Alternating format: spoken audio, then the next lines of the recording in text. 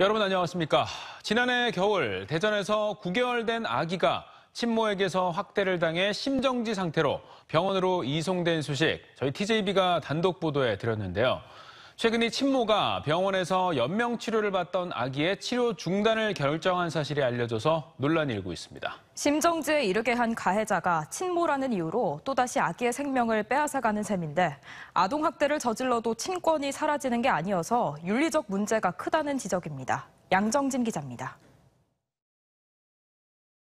지난해 11월 엄마와 단둘이 살던 생후 9개월 된 남자 아기가 심정지 상태로 병원에 이송됐습니다.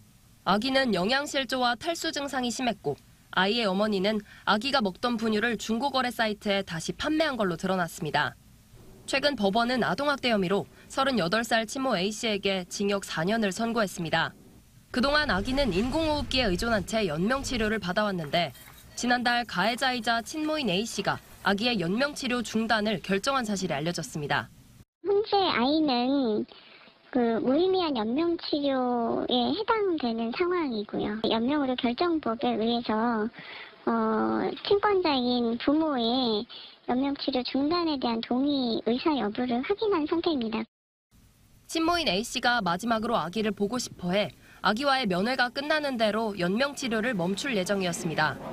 현행법상 미성년자의 연명치료 중단 여부는 친권자인 법정 대리인에게 있습니다. A씨가 아동학대로 친권이 제한되면서 구청장이 후견인으로 친권이 위임됐지만 해당 구청은 손쓸 수가 없습니다. 연명치료를 이어가고 싶어도 A씨의 친권이 완전히 상실된 게 아니기 때문입니다. 병원비도 다 마련이 돼 있는 상황이고 저희 구청에서는 연명치료 중단에 대한 이유는 없습니다. 구청은 후견인에 불과하기 때문에 연명치료 중단에 대한 권한은 없다고. 의사표시도 못하는 아기의 생사를 가해자인 부모가 친권자라는 이유로 결정하는 것이 문제가 있다는 지적입니다.